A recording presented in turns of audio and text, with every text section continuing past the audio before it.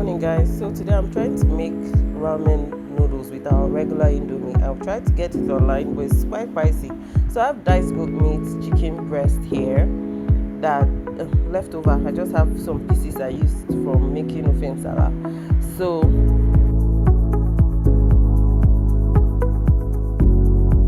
here I have pepper, roughly blended pepper and ginger garlic, scent leaf, eggs.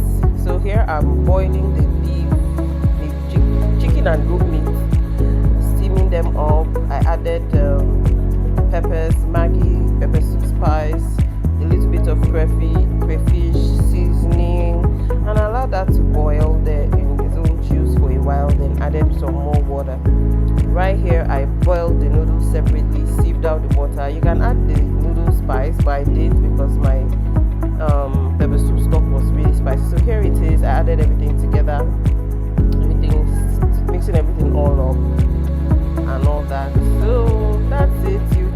You can eat this with a spoon or and a fork, both of them though. So, and it was really spicy. I felt a lot better after eating this. It's nice. Then you dice up 2 eggs as well on the side if you just want to do the whole Korean feel. Bye.